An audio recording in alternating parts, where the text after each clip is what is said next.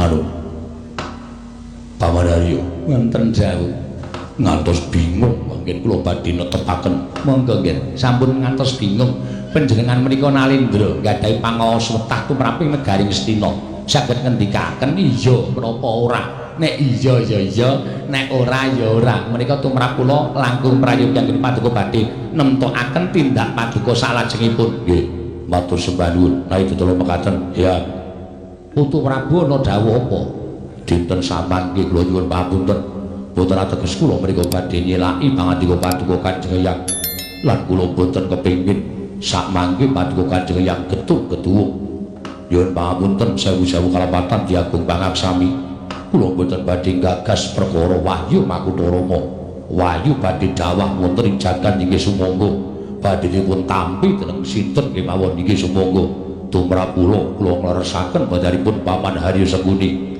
kamulyan derajat pangkat sampun regem kula butuh menapa malih urip kula wis kepenak urip kula wis robyan-robyan mubra-mubru kekeceh brana picis kula wis ora kekurangan gunane apa kula kudu gayu-ayu kula tetep ajeng lenggah ten negara Ngastina wahyu tiba ning jagat ya sakarmu ora kula ya ora bakal ngerteni bab wahyu menika kula wau kagat risang kapirangu prenangkul kinembet kembet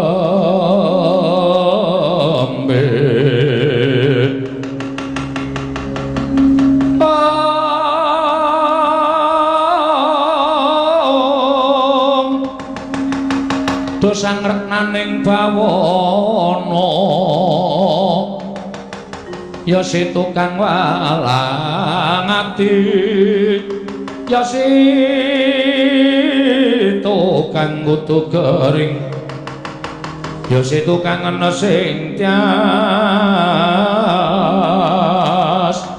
ing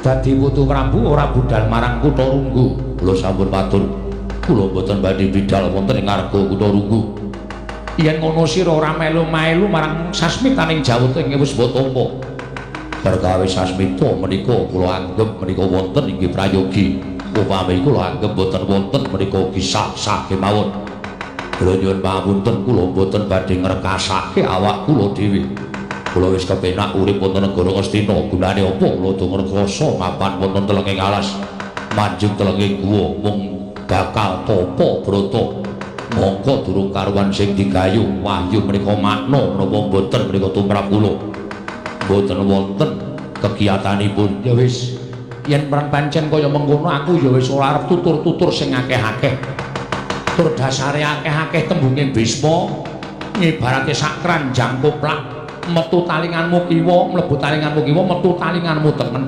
sithik wae ora mbok agem yen ngono pancen sira Putu Prabu kuwi suwijining Nalindra ing wegah nampa warah nampik pitutur becik yen pancen Putu Prabu wis nampa sasmitaning dewa wujuding wahyu Makutha Rama wae ora gelem mbudidaya upaya tumurun ing kanugrahan yen pancen kaya mangkono Putu gandeng rembuku ana ing kene wis ora dianggep rembuke Bisma ning negara Ngastina kene ngibarati kaya wong ngecumang gleming andar-andar ngendukur sithik wae ora ana ing diagem dening Putu Prabu Ngastina terus gunane apa aku mapan suwe-suwe ning kene aku nyuwun pamit ya Putu Kanjeng Hyang Prabu mboten langkung mlayu lenggah sawetawis wonten negari Ngastina wis cukup wong tuwa ki momong ati wong tuwa kaya aku ki momong ati nek aku mapan ning semenehing papan mongko atiku seneng aku bakal betah ning kono nah yen to aku mapan ana ing negaraku dhewe aku mapan ana ing bumi wutahku dhewe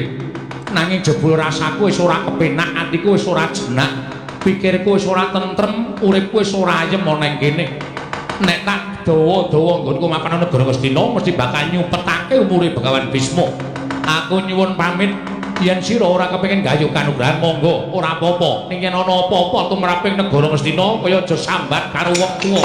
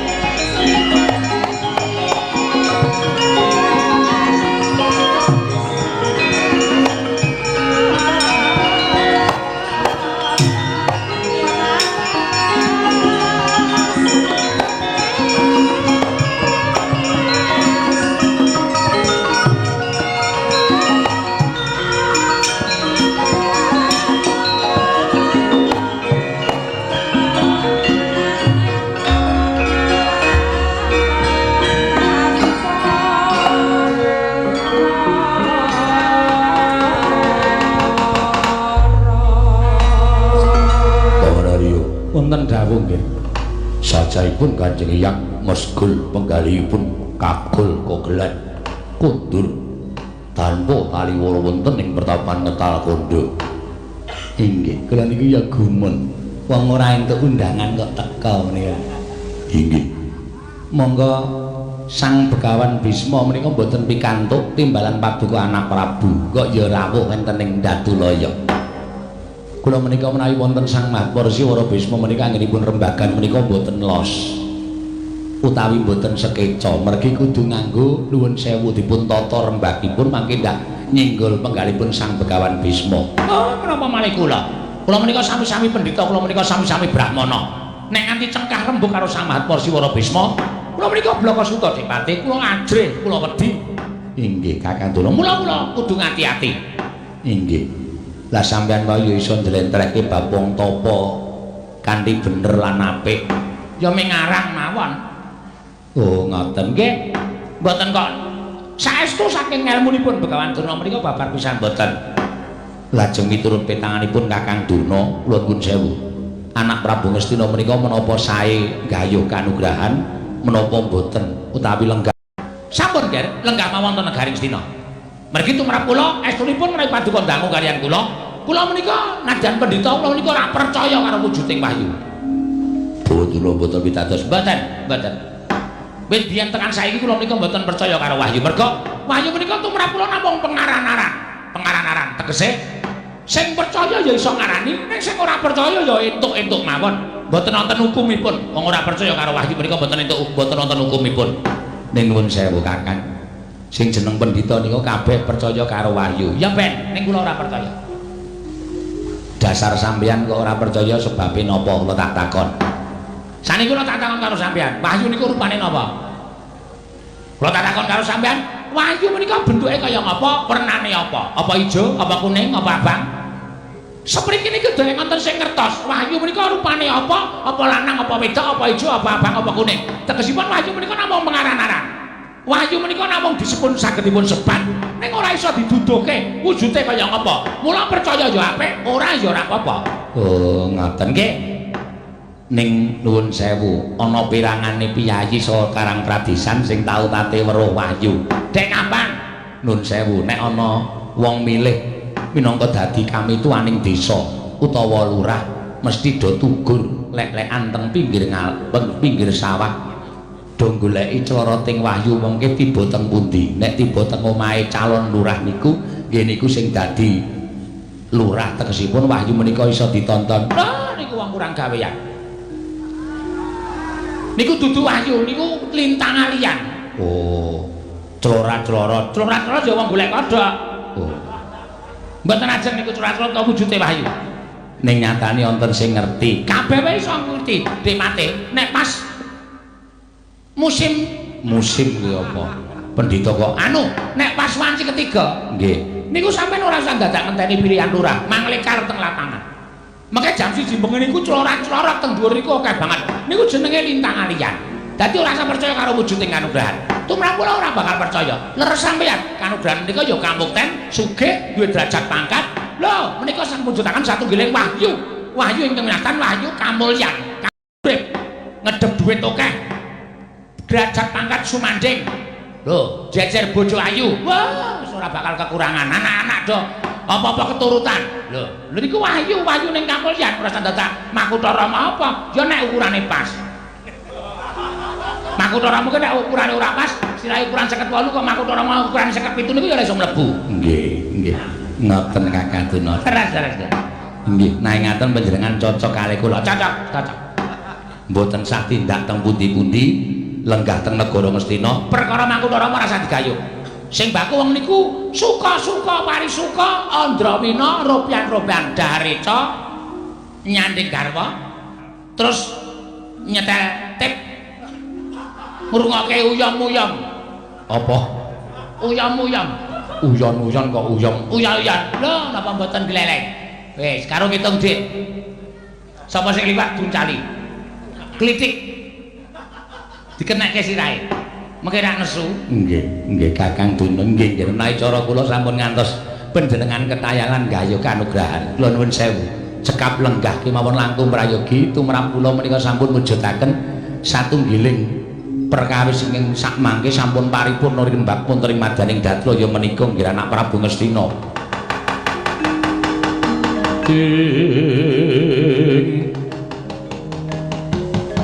Capeng karna mawingis-wingis katon lir landheping Trisula muga markata lir kabaran nang Kakang Prabu Karna kawono ngestaken dawuh wonten menapa dene Paduka majengaken Paduka ngabyan loro Yayi estunipun wonten ing salebeting Dadraya menika kala wau kula angen-angen dhateng manahipun ing Ngaraka piyambak ingkang Hyang Maharsa Bisma sampun ketayalan rawuh wonten negaring Astina kuwigatosipun namung badhe ngemutaken Paduka Yayi Prabu supados anggaya tumuruning wahyu Makutara ing mapan wonten ing Arga Kutarunggu ewa dene Paduka Yayi Prabu muga mboten kepareng tedhak wonten ing Arga Kutarunggu sakmangke ngaten kemawon supados damel lega penggalipun Kanjeng Hyang Maharsa Bisma tuwin menawi kasembadan saged pinardawa kamulyanipun Yayi Prabu Ngastina ngemuti bilih kula menika senopati bilih kula menika nayaka negaring Astina mila menawi Nalendra menika gadhahi panjangka saged-saged kula saged ngaturaken menapa ing dipun jangka dening Nalendra menika kala wau tegesipun kados pundi Yayi lenggah prayogi kula ingkang bidhal wonten ing Arga Kutarunggu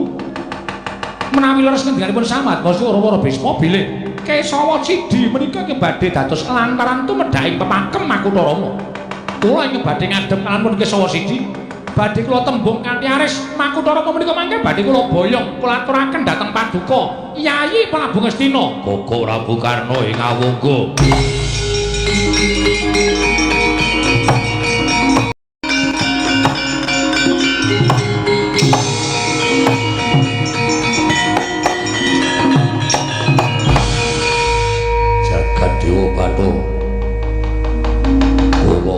sampun marambah makaping-kaping anggen Paduka sampun saged damel obor manahipun ingkang Rayi Ngastina kula ngaturaken panuwun tanpa pepindhan menapa ing sampun Paduka ngendikaken menika menapa kandhas dumugining batos menawi ngantos selak manah kula sampun ngantos kula sakmangke pinardawa anggenipun suwita ngersa Paduka Yayi Prabu Ngastina bareng Paduka sakmangke kula nyuwun pamit menapa boten langkung prayogi Kembulundra Wina wonten negaring Astina langkung rumiyin bab Kembulundra Wina pinanggih wingking ing langkung prayogi kula namung badhe kepengin enggal pinanggih kalampun Kesawa Sidi saha gumana musik wonten ing angen-angen kula ngaturaken Makutarama dhateng Paduka Yayi Prabu Ngastina matur sembah sewu nuwun tanpa pepindhan kasekecakna ingkang prayogi lenggah madaning dampar kula nyuwun pamit Yayi sembah kula ingkang ndherekaken Jengkar Paduka Kakang Prabu Karna ing Awungga mugi-mugi lebda ing karya Yayi kula nyuwun pamit inggih Kakang Prabu Karna ing Awungga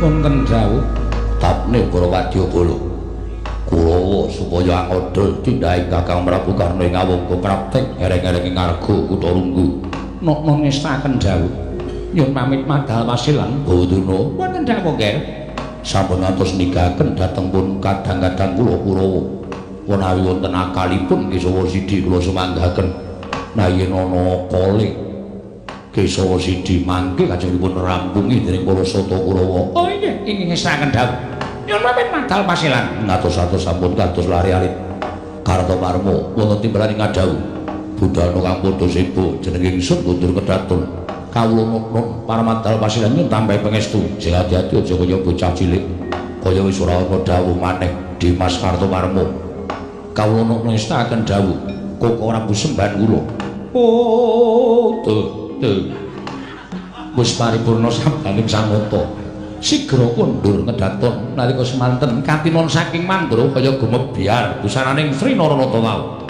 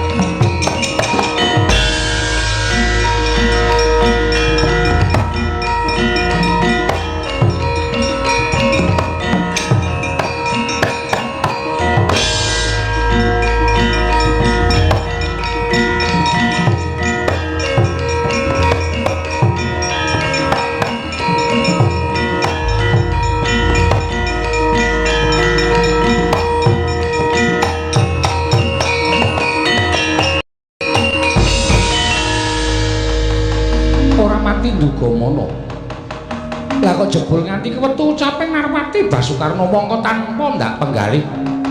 Tumune aku ngesang-ngesaning Nyai Prabu Duryudana maju nggonku ngabyantara. Nyorohake marang kesaguhaning Narpati Basukarna kudu isa mboyong pepakem Makutha Rama ya. Wis dadi ucaping Narpati Basukarna nganti tak silaki bakal tetel kaprawiranku tetel kasatriyanku. Luwe-luwe bakal asor karo Indraning Nata ing Awangga. Begawan Kesawa Sidi, aja kaget. Aku ingkang suwanana ing Kutha Runggu nanjake babagan pepakem Makutha Rama Kesawa Sidi.